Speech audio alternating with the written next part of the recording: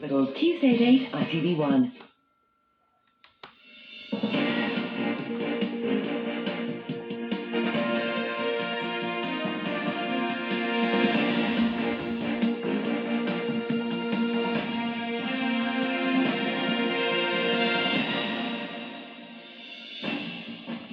Hello, it's Thursday the 27th of November and you're watching Calendar on tonight's programme. Gone but not forgotten, a community grieves for three little sisters who died in a fire at their home. A national hero, how Millie has raised thousands of pounds for charity. And tonight we're live at the splendid York Minster, one of the biggest tourist attractions all year round. Well, tonight, live and exclusively on Calendar, we're going to give it a Christmas makeover. Make sure you stay with us throughout the programme for the big switch on. Thank you very much, Duncan. Look forward to that. Also tonight, a new campaign is launched to help elderly people heat their homes in the winter, and we have a special report coming up. But first tonight, the story of three little angels. That's how sisters Bethany, Joanne and Samantha were described at their funeral today. The girls died at their home in Goole after it was engulfed by fire 2 weeks ago. Their mother, Louise Appleton, survived the blaze. This afternoon, police, fire officers and civic leaders joined mourners in a special service of thanksgiving for the lives of the little girls. Calendar's Martin Fisher was there.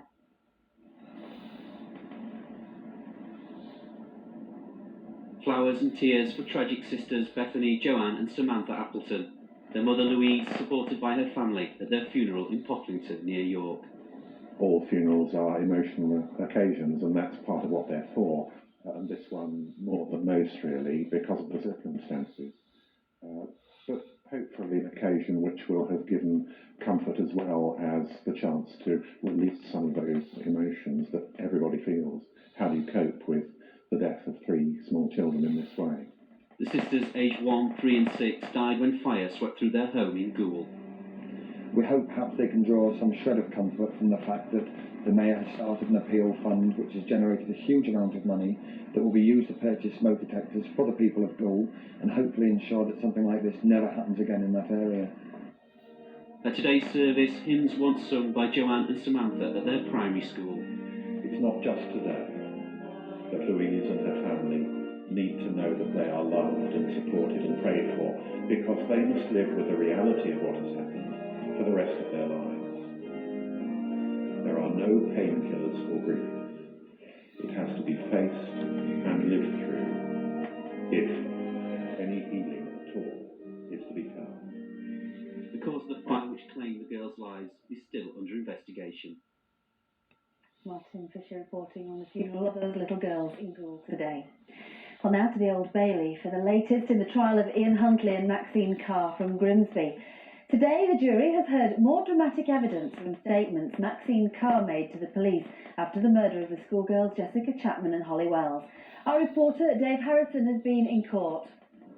Well, in these police interviews, the jury had Maxine Carr repeat over and over again that she had no involvement in the deaths of Holly Wells and Jessica Chapman, and that her fiancé, Ian Huntley, also had no involvement. He couldn't have done something like this and just carried on as normal, she said.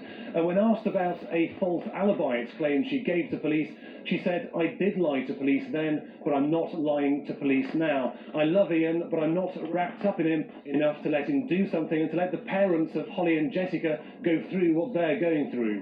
What else did the jury hear about the defendants' relationship today? Well, in these interviews, the jury heard Maxine Carr reveal that Ian Huntley had once slapped her across the face and bruised her during an argument, but that in her opinion he wasn't a violent or a malicious man.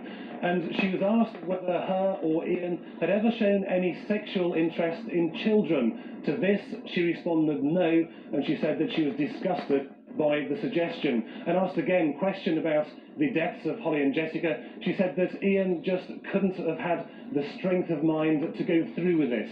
Ian Huntley denies 2 counts of murder. Maxine Carr denies both of the charges against her. And the trial here at the Old Bailey will resume again tomorrow morning. Dave Harrison, thanks very much indeed. Well, still to come on tonight's calendar, helping the elderly to keep warm this winter, and Duncan's in York to switch on the poshest lights in the country. But first, here is more news from your part of the calendar region.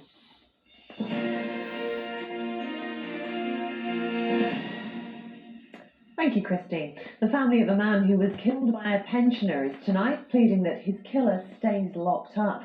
John Martindale was jailed for 3 years for the manslaughter of 21-year-old Keith Wright.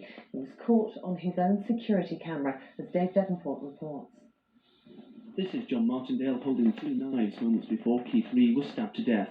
Sentenced to 3 years for the killing, the pensioner is now appealing against his sentence. Today, Keith's mother, Julie, demanded that the 67-year-old stay behind bars. To me, it's worse that a man of his age could take my young son's life away from him when he knows how precious life is. I just can't believe that he's appealing against his sentence. Keith's girlfriend Hayley, pregnant with his baby when he died, now has a daughter Chloe. Julie's determined she'll never forget her father. She knows our daddy's bad photographs, you know. She calls him daddy on the photographs. She knows who he is, and it's heartbreaking to know that Chloe will never know her father, and that Keith will never know his daughter.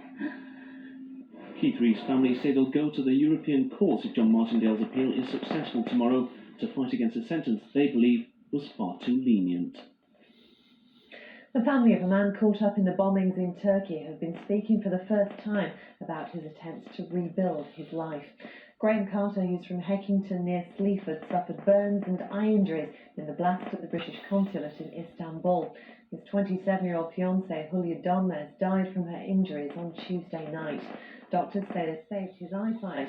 Graham's sister says it's too dangerous for him to fly home from Turkey because his eardrums have been punctured.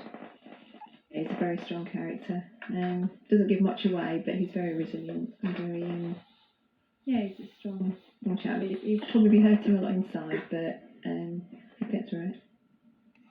The father of murdered toddler Lauren Hunt has spoken about how he feels his daughter's been cheated of justice. The 2-year-old from Mansfield died last year from horrendous injuries. Her mother's partner, 25-year-old Andrew Blacknell from Billsthorpe, was charged with murder but hanged himself in his cell before facing trial.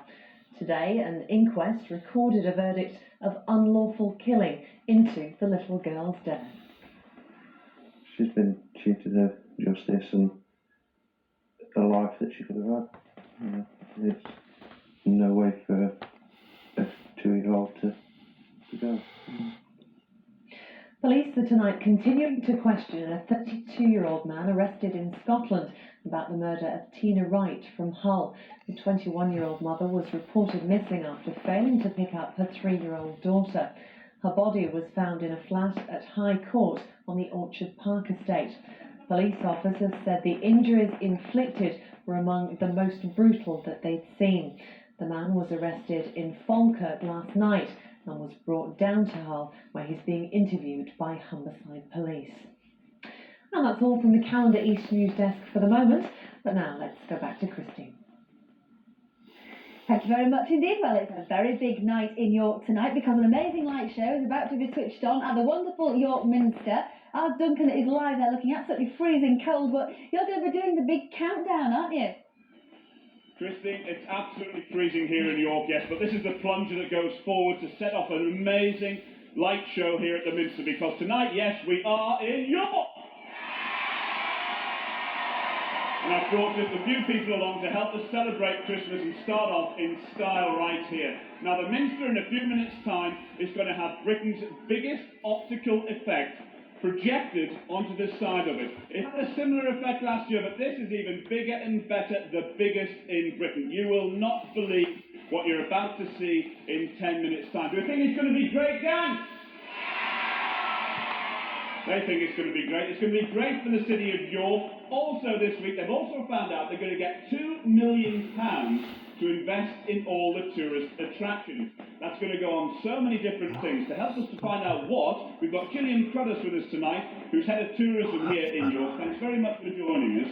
£2 million is an awful lot of money. Can it be put to good use here in York? Well, I'm sure it can. York's already a great place for visitors, but what we're going to look at spending the money on is improving the city's attractions and museums, lighting up the public areas and the magnificent historic buildings, and the city walls, and all sorts of things to make it an even better place to visit.